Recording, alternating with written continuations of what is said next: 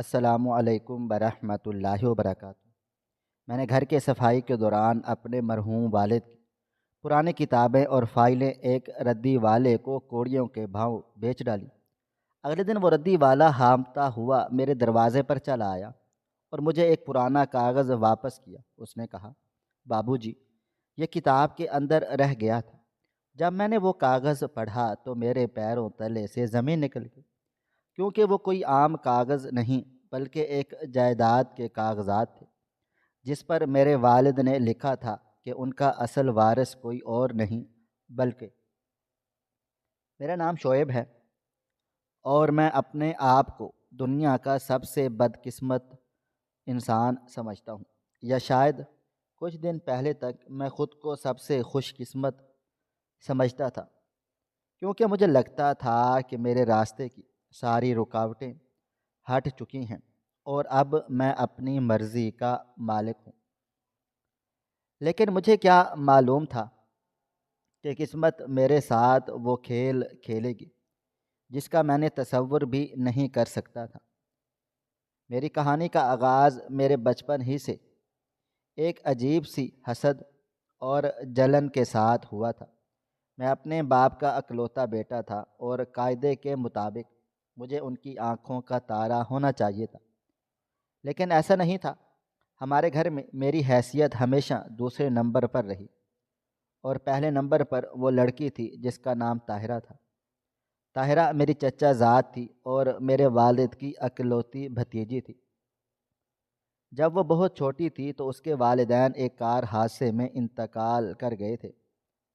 میرے والد اسے اپنے گھر لے آئے اور اپنی سگی بیٹیوں سے بڑھ کر اسے پالا پوسا۔ وہ اسے رحمت کہتے تھے، جبکہ میں شاید ان کے لیے صرف ایک ذمہ داری تھا۔ مجھے بچپن ہی سے طاہرہ سے چڑ تھی۔ وہ بہت خاموش اور معصوم سی لڑکی تھی جو ہر وقت بابا کے آگے گھومتی رہتی تھی۔ بابا جان جب بھی دفتر سے آتے تو سب سے پہلے طاہرہ کا نام پکارتے، اس کے لیے کھلونے لاتے، اور میں ایک کونے میں کھڑا یہ سب کچھ دیکھتا رہتا تھا۔ میرے دل میں یہ بات بیٹھ گئی تھی کہ بابا مجھ سے پیار نہیں کرتے بلکہ اس یتیم لڑکی سے کرتے ہیں۔ جیسے جیسے ہم بڑے ہوئے یہ نفرت کم ہونے کی بجائے بڑھتی چلی گئی۔ طاہرہ پڑھائی میں بھی مجھ سے ہوشیار تھی اور گھر کے کاموں میں بھی ماہر تھی۔ بابا اکثر مجھے طاہرہ کی مثالیں دیتے کہ شعیب دیکھو، طاہرہ کتنی سمجھدار ہے، تم کب سدھرو گے؟ یہ باتیں میرے دل پر تیر کی طرح لگتی تھی۔ میں سوچتا کہ کاش یہ لڑکی ہمارے گھر نہ آئی ہوتی تو آج بابا کی ساری توجہ اور محبت صرف میری ہوتی۔ جب میں یونیورسٹی میں جا پہنچا تو میں نے اپنی مرضی کی زندگی گزارنی شروع کر دی۔ میں نے بابا کے پیسے اڑانے شروع کر دیے اور آوارہ گردی میں پڑ گیا۔ بابا مجھے روکتے ٹوکتے، لیکن میں نے ان کی سننا چھوڑ دی تھی۔ پھر وہ دن آیا جس نے میری زندگی کو ایک نہ ختم ہونے والی اذیت میں ڈال دیا۔ بابا نے فیصلہ کیا کہ وہ میری شادی طاہرہ سے کریں گے۔ میں نے صاف انکار کر دیا اور میں نے کہا، بابا، میں اس یتیم اور دقیانوسی لڑکی سے شادی نہیں کر سکتا، میرا اس کا کوئی بھی جوڑ نہیں ہے۔ لیکن بابا جان اپنی بات کے پکے تھے۔ انہوں نے مجھے دھمکی دی کہ اگر میں نے طاہرہ سے شادی نہ کی تو وہ مجھے اپنی جائیداد سے آگ کر دیں گے۔ جائیداد کا نام سن کر میں ڈر گیا تھا، کیونکہ میں جانتا تھا کہ بابا جان کے پاس شہر کے پوش علاقے میں ایک بہت بڑی کوٹھی اور کئی دکانیں ہیں۔ اگر وہ سب میرے ہاتھ سے نکل جاتی تو میں سڑک پر آ جاتا۔ اس لیے میں نے مجبوری میں ہاں کر دی۔ لیکن میرے دل میں طاہرہ کے لیے نفرت اور بھی زیادہ بڑھ گئی تھی۔ مجھے لگا یہ لڑکی اب میری زندگی پر قابض ہونا چاہتی ہے۔ ہماری شادی ہو گئی، لیکن وہ شادی کیا تھی؟ شادی تھی، وہ ایک سمجھوتا تھا۔ شادی کی پہلی رات ہی میں نے طاہرہ پر واضح کر دیا کہ دیکھو طاہرہ، میں نے تم سے شادی صرف بابا کی خوشی کے لیے کی ہے۔ تم میرے لیے بیوی نہیں بلکہ صرف ایک بوجھ ہو۔ اس کمرے میں رہنا ہے تو رہو، لیکن مجھ سے کسی قسم کی امید مت رکھنا۔ طاہرہ نے میری بات سن کر کوئی جواب نہیں دیا، وہ بس خاموشی سے روتی رہی۔ اس کی آنکھوں میں آنسو تھے، لیکن میں نے رحم نہیں کھایا۔ مجھے اس کے آنسوؤں سے خوشی ملی کہ چلو آج میں نے اسے دکھ تو دیا، جو بابا کی وجہ سے ہمیشہ خوش رہتی تھی۔ شادی کے بعد میں نے طاہرہ کی زندگی اجیرن کر دی۔ میں گھر میں اس کے ساتھ ایک نوکرانی جیسا سلوک کرتا تھا، اسے ہر بات پر ڈانٹتا، اس کے بنائے ہوئے کھانے میں کیڑے نکالتا، اور اگر وہ بابا سے شکایت کرنے کی کوشش کرتی تو اسے کمرے میں بند کر کے دھمکیاں دیتا۔ طاہرہ بہت صابر لڑکی تھی، اس نے کبھی بھی بابا جان کو میرے رویے کی بھنک نہیں پڑنے دی۔ وہ بابا جان کے سامنے ہمیشہ مسکراتی رہتی اور ظاہر کرتی کہ ہم لوگ بہت خوش ہیں۔ شاید وہ بابا کا دل نہیں دکھانا چاہتی تھی، یا شاید مجھ سے ڈرتی تھی۔ بابا جان بوڑھے ہو چکے تھے اور اب اکثر بیمار رہنے لگ گئے تھے۔ وہ اپنی بیماری میں بھی طاہرہ کو ہی پکارتے رہتے تھے، دوا لینی ہو یا کھانا کھانا ہو۔ وہ طاہرہ کے ہاتھ سے ہی کھاتے تھے۔ میں دیکھتا تھا کہ بابا جان اکثر طاہرہ کے سر پر ہاتھ رکھ کر روتے تھے اور کہتے تھے، بیٹی، میں تمہارے والدین کا قرض ادا نہیں کر سکا۔ میں نے کوشش کی کہ تمہیں خوشیاں دوں، لیکن شاید میری زندگی اب کم ہو رہ گئی ہے۔ طاہرہ انہیں دلاسا دیتی کہ چاچا جی، آپ نے میرے لیے بہت کیا ہے، آپ ہی تو میرے باپ ہیں۔ یہ منظر دیکھ کر میرا خون کھول اٹھتا تھا۔ مجھے لگتا تھا کہ بابا مرتے مرتے بھی ساری ہمدردیاں اسی کو دے کر جائیں گے۔ مجھے ڈر تھا کہ کہیں بابا جان جذباتی ہو کر جائیداد کا کوئی حصہ اس کے نام نہ کر دیں۔ اس لیے میں نے بابا پر نظر رکھنا شروع کر دی۔ میں بابا کے سامنے اچھا بننے کا ناٹک کرنے لگا تاکہ انہیں یقین ہو جائے کہ میں سدھر گیا ہوں۔ لیکن بابا بہت جہاں دیدہ شخص تھے، وہ میری آنکھوں میں چھپی لالچ کو پہچانتے تھے۔ ایک دن بابا کی طبیعت بہت زیادہ خراب ہو گئی، انہیں ہارٹ اٹیک ہوا اور ہم انہیں ہسپتال لے کر چلے گئے۔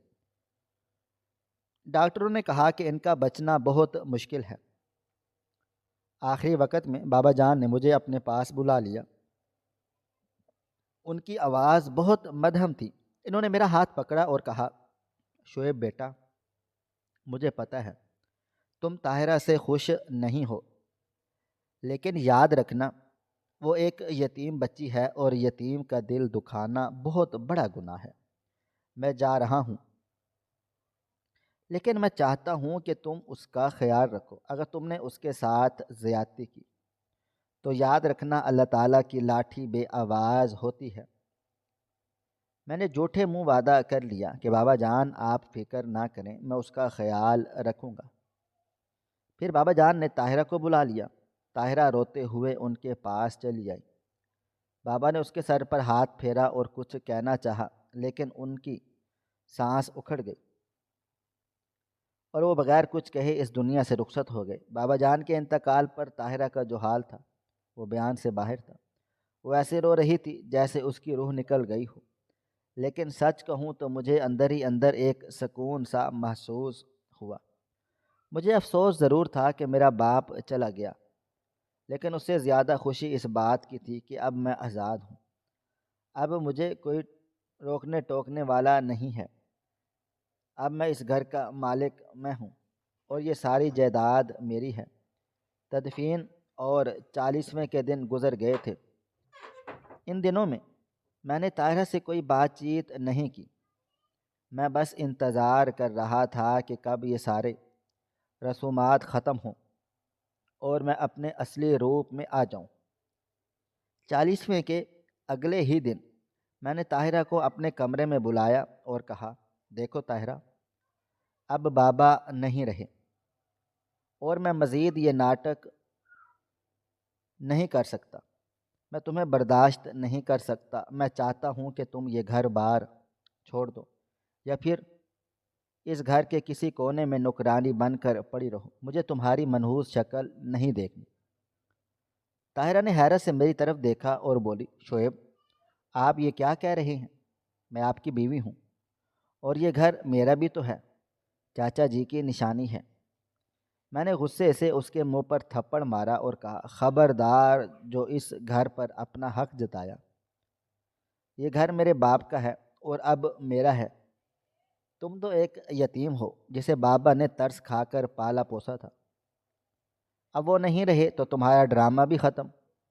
سمجھو، میں تمہیں طلاق تو نہیں دوں گا کیونکہ اس سے خاندان میں بدنامی ہوگی، لیکن ہاں تمہاری زندگی میں ایسی کر دوں گا کہ تم خود موت مانگو گی۔ طاہرہ روتے ہوئے کمرے سے نکل گئی اور میں نے سکون کا سانس لیا تھا۔ اب میرا اگلا مشن گھر پر مکمل قبضہ کرنا اور پرانی چیزوں کو ٹھکانے لگانا تھا۔ مجھے بابا جان کے کمرے سے بہت زیادہ چڑ تھی، وہاں پرانی کتابوں اور فائلوں کے ڈھیر لگے ہوئے تھے۔ بابا جان کو کتابیں جمع کرنے کا بے حد شوق تھا۔ ان کی الماریاں مذہبی، تاریخی اور ادبی کتابوں سے بھری پڑی تھیں۔ مجھے ان کتابوں میں کوئی خاص دلچسپی نہیں تھی۔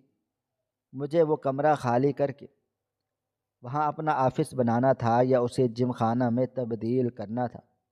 اس لیے میں نے فیصلہ کیا کہ اس سارے کباڑ کو بیچ دیا جائے۔ ایک اتوار کی صبح جب طاہرہ کچن میں تھی، میں نے گلی سے گزرتے ہوئے ایک ردی والے کو آواز دی، او بھائی ردی والے ادھر آؤ۔ ردی والا اپنا سائیکل لے کر گیٹ پر آ گیا۔ وہ ایک بوڑھا سا کمزور آدمی تھا جس کے کپڑے میلے کچالے تھے۔ میں اسے لے کر بابا جان کے کمرے میں چلا گیا اور الماریوں کی طرف اشارہ کر کے کہا کہ یہ سارا سامان اٹھا لو، جتنی بھی کتابیں ہیں، پرانے رجسٹر ہیں، فائلیں ہیں، سب کچھ لے جاؤ۔ ردی والے نے کتابوں کو دیکھا اور کہا، بابو جی یہ تو بہت قیمتی کتابیں لگ رہی ہیں، آپ انہیں کیوں بیچ رہے ہیں؟ کسی لائبریری والے کو دے دیں۔ مجھے اس کی نصیحت پر غصہ آ گیا تھا۔ میں نے کہا کہ تم اپنا کام کرو، مجھے بھاشن مت دو۔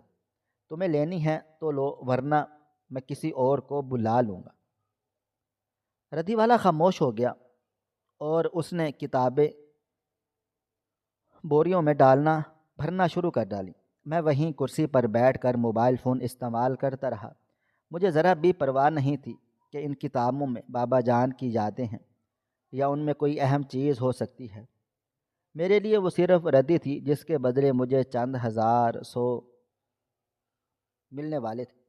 ردی والے نے 3-4 بوریاں بھر لیں اور ترازو پر وزن کیا۔ اس نے اپنی جیب سے کچھ میلے کچیلے نوٹ نکال کر میرے ہاتھ پر رکھے۔ یہ بہت معمولی سی رقم تھی لیکن میں نے رکھ لی کیونکہ میرا مقصد پیسے کمانا نہیں تھا بلکہ جگہ خالی کرنا تھا۔ وہ ردی والا بوریاں اپنی ریڑھی پر لاد کر چلا گیا اور میں نے اطمینان کا سانس لیا کہ چلو بلا ٹلی، کمرہ خالی ہو گیا اور اب میں وہاں اپنی مرضی سے کی سیٹنگ کر سکتا تھا۔ اس رات میں بہت پرسکون نیند سویا۔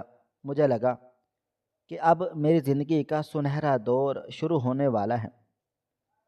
میں طاہرہ کو ڈرا دھمکا کر ایک کونے میں رکھوں گا اور خود اس ساری جائیداد پر عیش کروں گا۔ لیکن مجھے کیا خبر تھی کہ اگلی صبح کا سورج میرے لیے کیسی قیامت لے کر طلوع ہونے والا ہے۔ اگلی صبح میں دیر سے سو کر اٹھا۔ میں ناشتے کی میز پر بیٹھا اخبار پڑھ رہا تھا کہ اچانک دروازے پر زور زور سے دستک ہوئی۔ دستک اتنی تیز اور گھبراہٹ بھری تھی کہ میں چونک گیا۔ طاہرہ کچن میں تھی، اس لیے میں خود اٹھ کر دروازے کی طرف چلا گیا۔ میں نے سوچا شاید کوئی مانگنے والا ہوگا یا کوئی پڑوسی ہوگا۔ میں نے غصے سے دروازہ کھولا تو سامنے وہی بوڑھا ردی والا کھڑا ہوا تھا جسے میں نے کل کتابیں بیچی تھی، لیکن آج اس کی حالت عجیب تھی۔ وہ بری طرح سے ہانپ رہا تھا۔ اس کا چہرہ پسینے سے شرابور تھا اور اس کی آنکھوں میں ایک عجیب سا خوف اور حیرت تھی۔ وہ اپنی سانسیں بحال کرنے کی کوشش کر رہا تھا۔ میں نے ماتھے پر بل ڈال کر کہا، کیا ہوا؟ اب کیا لینے آئے ہو؟ میں نے کہا تھا نا کہ سب کچھ دے دیا ہے، اب میرے پاس کوئی بھی ردی نہیں ہے۔ ردی والے نے کانپتے ہوئے ہاتھوں سے اپنی جیب میں ہاتھ ڈالا اور ایک تہہ کیا ہوا کاغذ نکالا۔ یہ کاغذ کافی پرانا لگ رہا تھا اور اس پر کچھ سرکاری مہریں لگی ہوئی تھیں۔ اس نے وہ کاغذ میری طرف بڑھا دیا اور ہانپتے ہوئے بولا، بابو جی یہ کاغذ ان کتابوں میں سے ملا ہے جو میں کل لے گیا تھا۔ میں گھر جا کر جب کتابیں الگ کر رہا تھا تو ایک موٹی سی جلد والی کتاب کے اندر یہ کاغذ رکھا ہوا تھا۔ میں نے بیزاری سے وہ کاغذ اس کے ہاتھ سے جھپٹ لیا اور کہا کہ تو اس میں اتنا گھبرانے کی کیا بات ہے؟ کوئی معمولی کاغذ ہوگا، پھینک دیتے ہیں، اسے واپس لانے کی کیا ضرورت تھی؟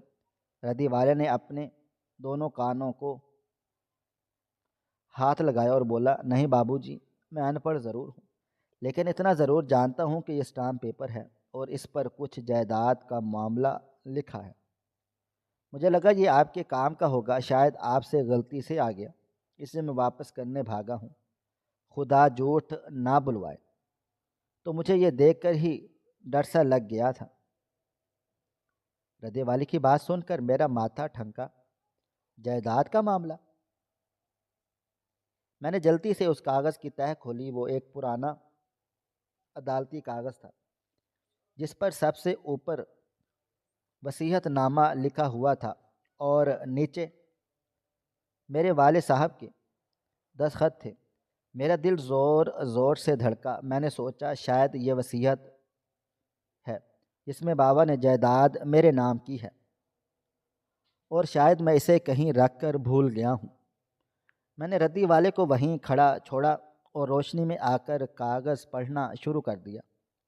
جیسے جیسے میں وہ تحریر پڑھتا چلا گیا، میرے چہرے کا رنگ فاق ہوتا چلا گیا اور میرے پیروں تلے سے زمین سرکنے لگی۔ میرے ہاتھوں میں کپ کپی طاری ہو گئی اور حلق میں کانٹے اگ گئے۔ اس کاغذ پر جو لکھا تھا وہ میری سوچ، میرے گمان اور میری ساری منصوبہ بندی کو خاک میں ملانے کے لیے کافی تھا۔ بابا جان نے لکھا تھا، میں والد کا نام، اپنے پورے ہوش و حواس میں یہ تحریر لکھ رہا ہوں کہ میرا بیٹا شعیب میری نافرمانی اور لالچ میں مبتلا ہو چکا ہے۔ مجھے ڈر ہے کہ میرے مرنے کے بعد یہ میری بھتیجی طاہرہ، جو کہ ایک یتیم اور بے سہارا بچی ہے، اس کا حق مارے گا اور اسے گھر سے باہر نکال دے گا۔ اس لیے میں اپنی زندگی میں اپنی تمام منقولہ اور غیر منقولہ جائیداد بمشہور یہ کوٹھی نمبر 14 اور صدر بازار والی تینوں دکانیں اپنی بھتیجی اور بہو طاہرہ بی بی کے نام منتقل کرتا ہوں۔ میرے مرنے کے بعد اس جائیداد کی واحد اور قانونی مالک صرف طاہرہ ہوگی، اور شعیب کا اس جائیداد میں کوئی بھی حق نہیں ہوگا سوائے اس کے کہ وہ طاہرہ کی اجازت سے اس گھر میں رہ سکے۔ میں نے وہ کاغذ بار بار پڑھا۔ شاید میری آنکھیں دھوکہ کھا رہی تھیں، شاید یہ کوئی خواب تھا، لیکن وہ بابا جان کی ہینڈ رائٹنگ تھی، وہ ان کے دستخط تھے اور نیچے گواہوں کے دستخط بھی موجود تھے۔ اور سب سے خوفناک بات یہ تھی کہ اس کاغذ کی تاریخ بابا جان کے مرنے سے صرف 2 ہفتے پہلے کی تھی، یعنی بابا جان نے مرنے سے پہلے ہی سب کچھ طاہرہ کے نام کر دیا تھا، اور مجھے کانوں کان خبر بھی نہیں ہوئی تھی۔ میں وہیں گیٹ پر پتھر کا مجسمہ بنا کھڑا تھا اور ردی والا مجھے سوالیہ نظروں سے دیکھ رہا تھا۔ اسے نہیں معلوم تھا کہ وہ کاغذ کا ایک ٹکڑا نہیں بلکہ میری بربادی کا پروانہ لے کر آیا ہوا تھا۔ میرے دل و دماغ میں سناٹا چھا گیا تھا۔ وہ گھر جس پر میں بادشاہ بن کر راج کر رہا تھا، وہ اب میرا نہیں تھا، وہ طاہرہ کا تھا۔ وہی طاہرہ جسے میں نے کل ہی دھکے دے کر نکالنے کی دھمکی دی تھی، وہی طاہرہ جسے میں نے نوکرانی بنا کر رکھا ہوا تھا، اب وہ اس گھر کی مالکن تھی اور میں اس کے رحم و کرم پر تھا۔ میرا غرور، میری اکڑ، میرے سارے خواب، سب کچھ ایک لمحے میں چکنا چور ہو گئے تھے۔ مجھے سمجھ نہیں آ رہا تھا میں کیا کروں، میں چیخوں اور روؤں یا اس ردی والے کا شکریہ ادا کروں جس نے مجھے سڑک پر آنے سے پہلے خبردار کر دیا تھا، یا اس کا گلا دبا دوں۔ میرے اندر ایک طوفان اٹھ رہا تھا اور پیچھے سے طاہرہ کی آواز آئی، شعیب، کون ہے دروازے پر؟ اس کی آواز سن کر مجھے لگا جیسے کسی نے میرے دل پر ہتھوڑا مارا ہو۔ اب میں اس کا سامنا کیسے کروں گا؟ طاہرہ کی آواز سن کر میں نے جلدی سے وہ وصیت نامہ اپنی جیب میں چھپایا اور چہرے پر مصنوعی سنجیدگی طاری کر لی۔ میرا دل ابھی بھی پسلیوں سے ٹکرے مار رہا تھا اور ہاتھوں میں کپکپی تھی، لیکن مجھے خود کو سنبھالنا تھا کیونکہ اب میرے سامنے وہ لڑکی کھڑی تھی جو کل تک میری نظروں میں صرف ایک بوجھ تھی، مگر آج اس کاغذ کی روح سے وہ میری مالکن بن چکی تھی۔ میں نے مڑ کر دیکھا، طاہرہ برآمدے میں کھڑی تھی۔ اس کے چہرے پر وہی ڈر اور سہمے ہوئے تاثرات تھے جو میری موجودگی میں ہمیشہ ہوتے تھے۔ اس نے ڈرتے ڈرتے پوچھا، شعیب، کون تھا دروازے پر؟ سب خیریت تو ہے نا؟ میں نے ایک گہری سانس لی اور اپنی زندگی کی سب سے بڑی اداکاری کا آغاز کیا۔ میں نے سوچا کہ اگر میں نے ابھی اسے سب بتا دیا کہ یہ گھر اس کا ہے تو یہ مجھے دھکے دے کر نکال دے گی، یا شاید اپنے رشتہ داروں کو بلا لے گی۔ نہیں، مجھے چالاکی سے کام لینا ہوگا۔ مجھے اس کا دل جیتنا ہوگا تاکہ یہ خود اپنے ہاتھوں سے یہ جائیداد میرے نام کر دے۔ میں نے اپنے لہجے میں صدیوں کی نرمی سموئی اور مسکرا کر کہا،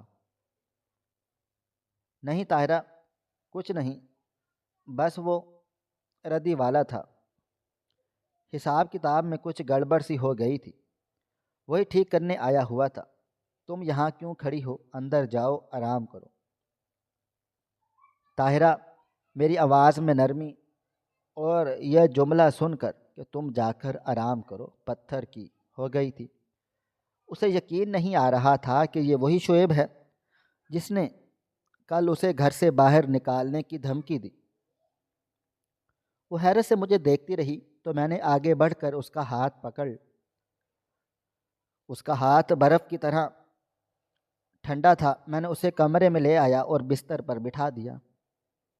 میں نے کہا، طاہرہ، مجھے معاف کر دو، میں پچھلے کچھ دنوں سے بہت زیادہ ٹینشن میں تھا۔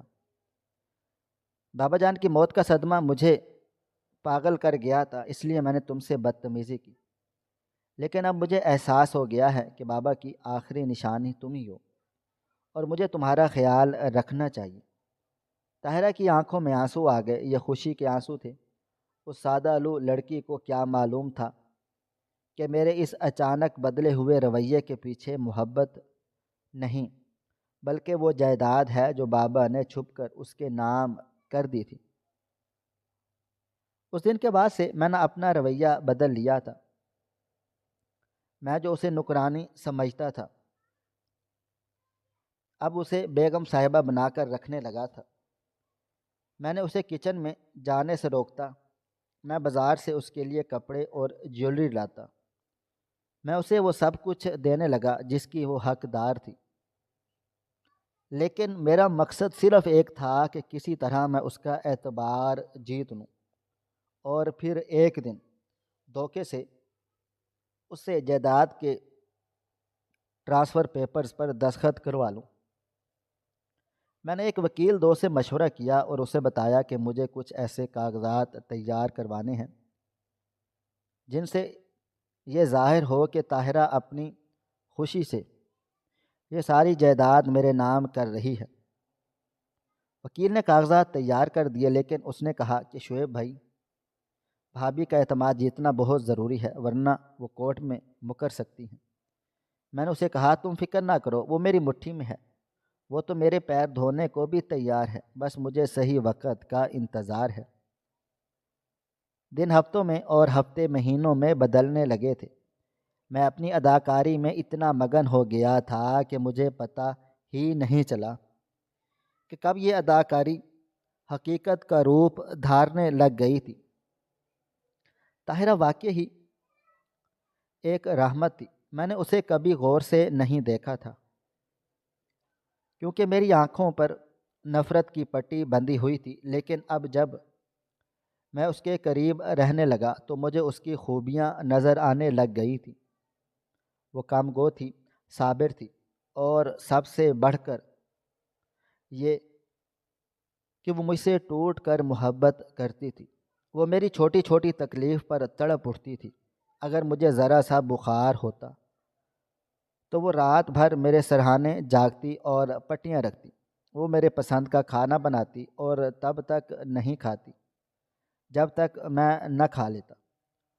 اس کی یہ خدمت اور یہ محبت میرے پتھر دل پر قطرہ قطرہ اثر کرنے لگ گئی تھی۔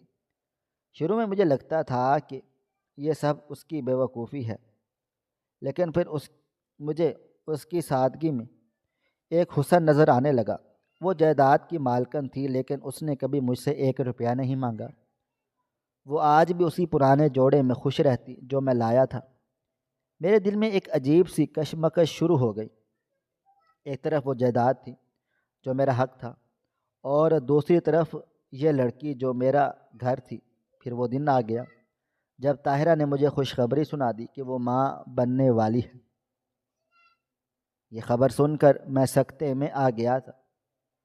میں نے تو یہ سب پلان بھی نہیں کیا تھا، میں تو صرف جائیداد چاہتا تھا۔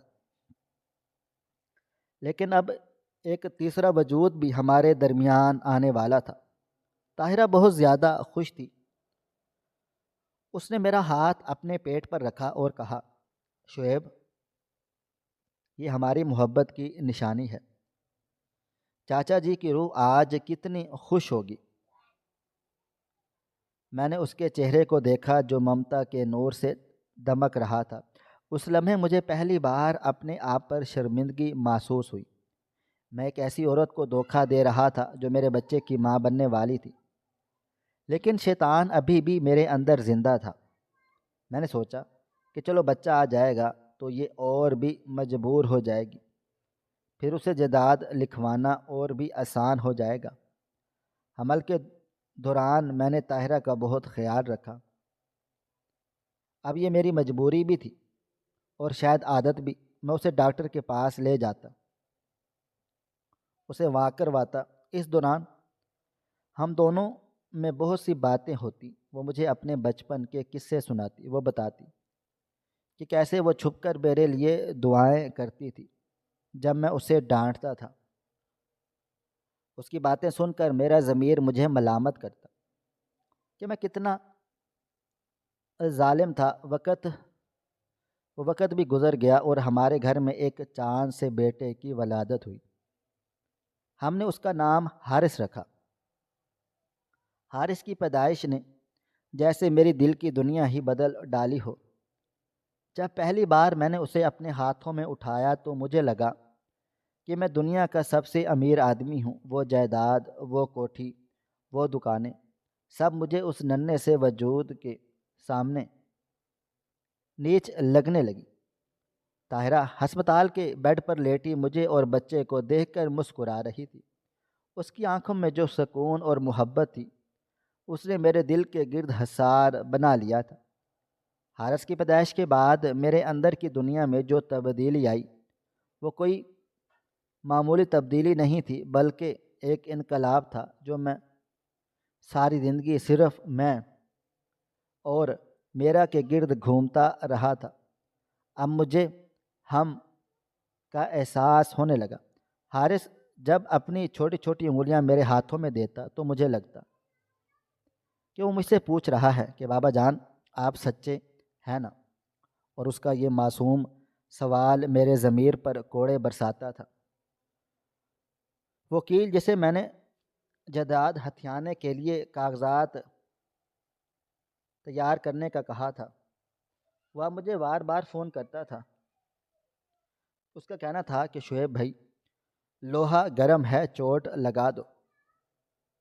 بھابھی ابھی بچے کی پیدائش کی خوشی میں خوش ہیں اور کمزور بھی ہیں۔ اس وقت ان سے دستخط کروا، بائیں ہاتھ کا کھیل ہے، بس ایک بار ان کے انگوٹھے لگوا لو، پھر یہ ساری سلطنت، یہ جائیداد تمہاری ہے۔ وکیل کی باتیں سن کر پہلے مجھے خوشی ہوتی تھی، لیکن اب مجھے اس کی آواز زہر لگتی تھی۔ ایک دن میں نے اسے غصے سے کہہ دیا، مجھے فون مت کیا کرو، لیکن شیطان اتنی آسانی سے پیچھا نہیں چھوڑتا۔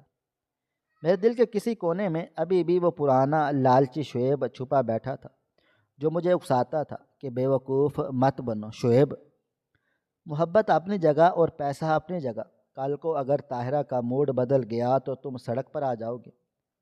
بچے کا مستقبل محفوظ کرنا ہے تو یہ جائیداد اپنے نام کروا لو۔ اس کشمکش نے میری نیندیں حرام کر دی تھی۔ میں راتوں کو اٹھ اٹھ کر ٹہلتا رہتا۔ طاہرہ میری بے چینی نوٹ کرتی تھی، لیکن وہ سمجھتی تھی کہ شاید میں کاروباری پریشانیوں کی وجہ سے ٹینشن میں ہوں۔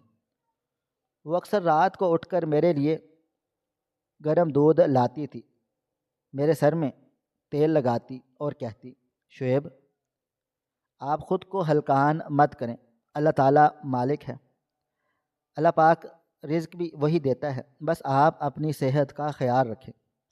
اس کی یہ باتیں میرے اندر چھپے چور کو اور بھی زیادہ شرمندہ کر دیتی۔ وہ مجھے رزق کا یقین دلا رہی تھی اور میں اس کا رزق چھیننے کی سازش کر رہا تھا۔ آخر کار وہ کالی رات آ گئی جب میں نے فیصلہ کیا کہ اب آج یا پار ہوگا۔ وکیل نے مجھے آخری الٹیمیٹم دیا تھا کہ کاغذات کی قانونی مدت ختم ہو رہی ہے۔ میں نے وہ دھوکے والے ٹرانسفر پیپرز اپنی فائل میں رکھے اور بیڈ روم میں آ گیا۔ طاہرہ حارث کو دودھ پلا کر سلا رہی تھی۔ باہر موسلا دھار بارش ہو رہی تھی اور بادلوں کی گرج چمک نے ماحول کو ڈراؤنا بنا رکھا تھا، بالکل میرے اندر کے موسم کی طرح۔ میں کرسی پر بیٹھ گیا اور طاہرہ کے فارغ ہونے کا انتظار کرنے لگا تھا۔ میرے ہاتھ میں وہ پین تھا جس سے مجھے طاہرہ کی قسمت کا فیصلہ لکھوانا تھا۔ طاہرہ حارث کو سلا کر میری طرف مڑی اور مسکرا کر بولی، آج حارث نے بہت زیادہ تنگ کیا ہے، بالکل آپ پر چلا گیا ہے، ضدی کہیں گا۔ اس کی معصوم شوخی پر میں بامشکل مسکرایا۔ میں نے گلو گیر لہجے میں کہا، طاہرہ مجھے تم سے کچھ دستخط چاہیے تھے، کچھ کاروباری کاغذات ہیں، انکم ٹیکس کا کوئی مسئلہ ہے۔ وکیل نے کہا ہے کہ تمہارے دستخط ضروری ہیں۔ یہ بولتے ہوئے میری زبان تالو سے چپک رہی تھی۔ میں اپنی زندگی کا سب سے بڑا جھوٹ بول رہا تھا۔ طاہرہ نے میری طرف دیکھا، اس کی آنکھوں میں رتی برابر بھی شک نہیں تھا۔ اس نے کہا، لائیں، کہاں دستخط کرنے ہیں؟ مجھے تو ان چیزوں کا پتہ نہیں، آپ جو کہیں گے ٹھیک ہی ہوگا۔ مجھے آپ پر اندھا اعتبار ہے۔ اندھا اعتبار، یہ دو الفاظ میرے سینے میں گولے کی طرح لگے۔ وہ مجھ پر اندھا اعتبار کرتی تھی اور میں اس کی آنکھوں میں دھول جھونک رہا تھا۔ طاہرہ نے پین پکڑا اور کاغذ کی طرف جھکی جہاں میں نے انگلی رکھی ہوئی تھی۔ وہ دستخط کرنے ہی والی تھی کہ اچانک بجلی کڑکی اور لائٹ چلی گئی تھی۔ کمرے میں گھپ اندھیرا چھا گیا۔ اسی لمحے حارث کے رونے کی آواز آئی۔ طاہرہ فوراً سے پین چھوڑ کر حارث کی طرف لپکی تھی۔ میرا بچہ ڈر گیا۔ اس نے اندھیرے میں ہی حارث کو سینے سے لگا لیا تھا اور اسے تھپکنے لگ گئی تھی۔ میں وہیں بت بنا بیٹھا رہا تھا۔ لائٹ کا جانا شاید قدرت کا اشارہ تھا کہ رک جاؤ شعیب، ابھی بھی وقت ہے۔ اس اندھیرے میں مجھے اپنی روح کی سیاہی صاف نظر آنے لگ گئی تھی۔ میں نے سوچا کہ اگر آج میں نے یہ دستخط کروا لیے تو کل جب میرا بیٹا بڑا ہوگا اور اسے پتہ چلے گا کہ اس کا باپ ایک دھوکے باز تھا جس نے اس کی ماں کا حق مارا تھا، تو وہ میرے بارے میں کیا سوچے گا؟ کیا وہ میری عزت کرے گا؟ نہیں، میں اپنے بیٹے کی نظروں میں نہیں گر سکتا، میں طاہرہ کی نظروں میں مجرم نہیں بن سکتا۔ اچانک لائٹ واپس آ گئی۔ طاہرہ نے حارث کو دوبارہ لٹایا اور میری طرف چلی آئی۔ اس نے پین دوبارہ اٹھایا اور بولی، لائیں شعیب، کہاں پر سائن کرنے تھے؟ لیکن تب تک میرے اندر کا ڈیم ٹوٹ چکا تھا۔ میں نے جھپٹ کر وہ کاغذ اس کے ہاتھ سے چھین لیا اور اسے دور پھینکا۔ طاہرہ حیران و پریشان رہ گئی۔ کیا ہوا شعیب؟ میں اب اپنے جذبات پر قابو نہیں رکھ سکا تھا۔ میں وہیں اس کے پاس زمین پر گر گیا اور پھوٹ پھوٹ کر زاروں قطار رونے لگ گیا تھا۔ میں ایک بچے کی طرح زاروں قطار رو رہا تھا۔ میرے آنسو اس کے پیروں کو بھگو رہے تھے۔ طاہرہ گھبرا گئی۔ وہ میرے سامنے زمین پر بیٹھ گئی اور میرا چہرہ اوپر اٹھایا۔ شعیب، خدا کے لیے بتائیں کیا ہوا ہے؟ آپ کیوں رو رہے ہیں؟ کسی نے کچھ کہا ہے؟ میں نے روتے ہوئے کہا، طاہرہ، میں مجرم ہوں، میں بہت بڑا گناہ گار ہوں، میں تمہارے قابل نہیں ہوں۔ پھر میں اٹھا اور الماری کے خفیہ خانے سے بابا جان کا وہ اصلی وصیت نامہ نکالا جسے میں نے مہینوں سے چھپا رکھا تھا۔ میں نے وہ کاغذ طاہرہ کے ہاتھ میں دیا اور وہ کانپتی ہوئی آواز میں کہا، اسے پڑھو طاہرہ اور پھر فیصلہ کرو میرا کیا حشر کرنا ہے۔ طاہرہ نے ڈرتے ڈرتے وہ کاغذ پڑھا۔ جیسے جیسے وہ پڑھتی چلی گئی اس کی آنکھیں حیرت سے پھیلتی چلی گئیں اور پھر ان میں آنسو ابھر آئے تھے۔ وہ خاموش رہی، بہت دیر تک خاموش رہی۔ کمرے میں صرف گھڑی کی ٹک ٹک اور میری سسکیوں کی آوازیں تھیں۔ مجھے لگا کہ اب طوفان آئے گا، اب وہ مجھے دھتکار دے گی، اور یہ میرا حق بھی تھا۔ آخر کار اس نے سر اٹھایا اور میری آنکھوں میں دیکھا۔ اس کی نظروں میں غصہ نہیں تھا بلکہ ایک گہرا دکھ اور رحم تھا۔ اس نے کہا، تو یہ وجہ تھی شعیب، آپ نے یہ سب ڈرامہ اسی لیے کیا؟ آپ کو لگا تھا کہ میں آپ کو گھر سے نکال دوں گی؟ آپ کو اپنی طاہرہ پر اتنا بھی بھروسہ نہیں تھا؟ اس کا یہ سوال میرے منہ پر تمانچہ تھا۔ میں نے سر کو جھکا لیا اور کہا، میں اندھا ہو گیا تھا طاہرہ، دولت کی ہوس نے مجھے اندھا کر ڈالا تھا۔ میں نے تمہیں کبھی پہچانا ہی نہیں، لیکن خدا گواہ ہے اب میں بدل گیا ہوں۔ اب مجھے یہ جائیداد نہیں چاہیے، مجھے صرف تم اور حارث چاہیے۔ اگر تم مجھے دھکے دے کر بھی نکال دو گی تو میں اف نہیں کروں گا، کیونکہ میں خود اسی لائق ہوں۔ طاہرہ نے ایک گہری سانس لی اور وہ وصیت نامہ اپنے دونوں ہاتھوں میں پکڑ لیا۔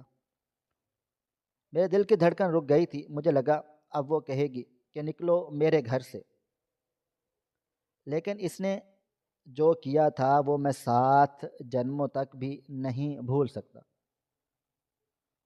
اس نے ایک جھٹکے سے اس سرکاری کاغذ کو 2 ٹکڑوں میں پھاڑ دیا، پھر اس نے ان ٹکڑوں کو مزید پھاڑا اور ہوا میں اچھال دیا۔ کاغذ کے وہ پرزے برف کے گالوں کی طرح ہمارے درمیان گرنے لگے تھے۔ میں حیرت اور صدمے سے یہ سب منظر دیکھتا رہا تھا۔ میں نے چیخ کر کہا، یہ تم نے کیا کیا طاہرہ؟ یہ کروڑوں کی جائیداد تھی، یہ تمہارا حق تھا، بابا جان کی نشانی تھی۔ طاہرہ نے میرے منہ پر ہاتھ رکھا اور مسکراتے ہوئے بولی، میری جائیداد آپ ہیں شعیب چاچا جی۔ نے یہ کاغذات اس لیے لکھا تھا کہ کیونکہ وہ آپ سے ڈرتے تھے، لیکن اب آپ جب میرے ہیں، جب آپ کے دل میں میرے لیے جگہ ہے، تو مجھے کسی کاغذ کی کوئی بھی ضرورت نہیں ہے۔ شوہر کے ہوتے ہوئے بھی بیوی کو جائیداد کی بھلا کیا ضرورت؟ یہ گھر ہمارا ہے، ہم سب کا ہے، اور رہی بات حق کی، تو میرا سب سے بڑا حق یہ ہے کہ آپ مجھ پر اعتبار کریں۔ اس کی عظمت نے مجھے ریزہ ریزہ کر دیا تھا اور میں نے اسے گلے سے لگا لیا، اور ہم دونوں دیر تک روتے رہے، اور اس رات بارش تھم گئی تھی، لیکن میری آنکھوں کی برسات نہیں تھمی تھی۔ اگلی صبح میں طاہرہ کو لے کر بابا جان کی قبر پر چلا گیا۔ میں نے قبر کی مٹی پر سر رکھ دیا اور بابا جان سے معافی مانگنے لگا۔ میں نے کہا، بابا جان، آپ جیت گئے اور میں ہار گیا ہوں، لیکن میری ہار میں ہی میری جیت تھی۔ آپ نے مجھے طاہرہ کی شکل میں جو ہیرا دیا تھا، میں نے اسے پہچان لیا ہے، مجھے معاف کر دیں بابا جان۔ میں نے آپ کی روح کو تکلیف پہنچائی۔ ہوا کا ایک ٹھنڈا جھونکا آیا اور مجھے ایسا محسوس ہوا جیسے بابا جان نے میرے سر پر ہاتھ رکھا ہو اور کہہ رہے ہوں کہ دیر آئے درست آئے۔ واپسی پر میں نے اس ردی والے کو ڈھونڈا، اس کا نام کریم چاچا تھا۔ میں اس کے پاس چلا گیا اور اس کے ہاتھ چوم لیے۔ میں نے اسے بتایا نہیں کہ اس کے لائے ہوئے کاغذ نے کیا کیا کیا، لیکن میں نے اسے گلے سے لگا کر کہا، چاچا، تم ردی نہیں اٹھاتے، تم تو قسمتیں سنوارتے ہو۔ میں نے اسے کچھ پیسے دینے چاہے، لیکن اس نے انکار کر دیا اور کہا، بیٹا خوش رہو، بس یہی میری کمائی ہے۔ آج میں شہر کا ایک کامیاب بزنس مین ہوں۔ لوگ میری محبت کی مثالیں دیتے ہیں، دولت کی مثالیں بھی دیتے ہیں، لیکن کوئی بھی نہیں جانتا کہ میری اصل دولت مالک وہ عورت ہے جو گھر میں بیٹھی میرا انتظار کرتی رہتی ہے۔ میں نے اس دن کے بعد کبھی جھوٹ نہیں بولا، کبھی کسی کا حق نہیں مارا، کیونکہ مجھے پتہ چل گیا تھا کہ کفن میں جیب نہیں ہوتی اور قبر میں جائیداد نہیں بلکہ اعمال جاتے ہیں۔ اور وہ وصیت نامہ تو پھٹ گیا، لیکن اس نے میرے دل پر جو تحریر لکھی وہ کبھی بھی نہیں مٹ سکے گی۔ لالچ انسان کو فقیر بنا دیتی ہے اور قناعت بادشاہ۔ میں جائیداد ہار کر بھی بادشاہ ہوں، کیونکہ طاہرہ میری ملکہ ہے اور حارث میرا ولی عہد، اور یہی میری کل کائنات ہے۔ ناظرین، آپ کو ہماری آج کی کہانی کیسی لگی؟ کمنٹ باکس میں اپنی رائے کا اظہار ضرور کریں۔ مزید اس طرح کی سبق آموز کہانیاں سننے کے لیے ہماری ویڈیوز کو لائک کریں، شیئر کریں اور ہمارے چینل ایس ایف سٹوریز کو ضرور سبسکرائب کر لیں۔ ملتے ہیں کل ایک نئی اور دلچسپ کہانی کے ساتھ، تب تک اپنا ڈھیر سارا خیال رکھیے گا۔ اللہ حافظ۔